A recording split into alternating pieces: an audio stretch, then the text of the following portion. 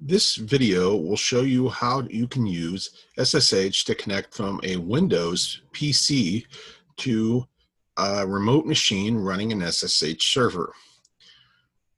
We'll begin with the fact that we need an SSH client in order to enable that connection.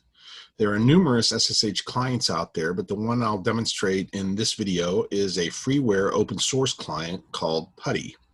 You can find Putty by basically just doing a search for Putty SSH.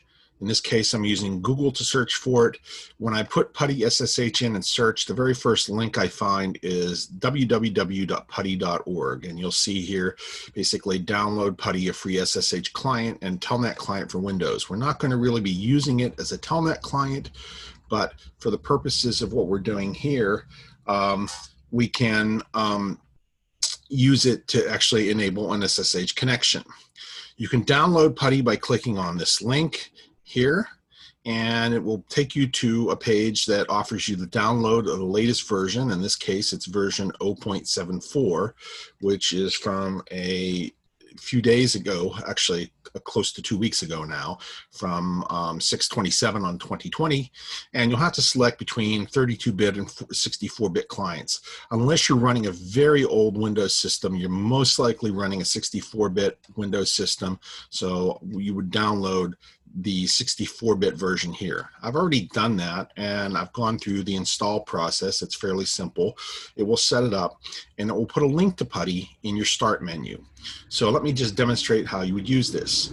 I'll click on my start menu down here, and you will see that I have various things here, and you might have to search around a bit to find out where this is going to be. So we'll set all programs here, and somewhere in here I will find Putty. There it is, Putty 64-bit. So I'll select that and basically take the Putty client itself here, and it will start up looking something like this.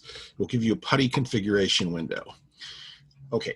So now, in order to enable connection, you have to input some information. In this case, I'm going to use this to connect to the portal system in the math lab in the math tower of Stony Brook that we're going to be using for our class, Physics 277. So in here, I'll put the host name. You can also input the IP address if you know that, but typically you're going to know the host name and the fully qualified domain name, so I'll do that.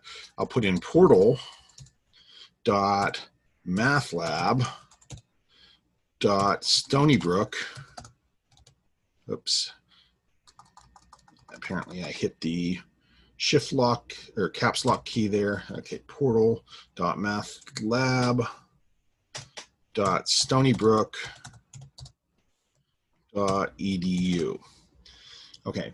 It'll be set up for port 22, which is the default port that SSH usually uses on Linux or Unix computer systems to make a connection. We'll select SSH. We definitely do not want to select our login, Telnet, anything like that. We want to select the SSH connection. Okay.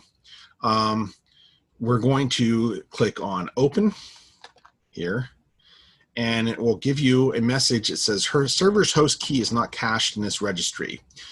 Now, this is similar to what one would experience if we were logging in from a Linux system or from an Apple OS X system for the first time. Public keys need to be exchanged for the encryption to occur here. And this is asking you, do you trust the system that you're connecting to here to be a correct and legitimate system? So I do, so I'm going to say yes. And you only see this message the first time you log in. At this point, we notice over here that we have our Putty window here now, and it will say login as. In this case, we're going to put the remote username here that you're using for the account you're attempting to connect to. In this case, since I'm connecting to Portal, it's going to be my SBU net ID here in this case, so I'll put in dswesty, all right? I'll hit enter, and it will prompt me for my password, and I will put in my NetID password here.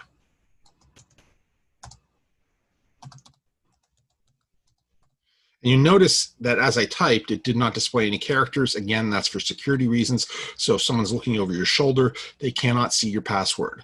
I'll hit enter, And now I'm connected to Portal. If I do an ls command, for example, these are the files that I have on Portal. And I can proceed to do whatever I wish on this remote machine. Any command that I'm executing here in the shell window that's available to you to type commands into is going to be executed on Portal.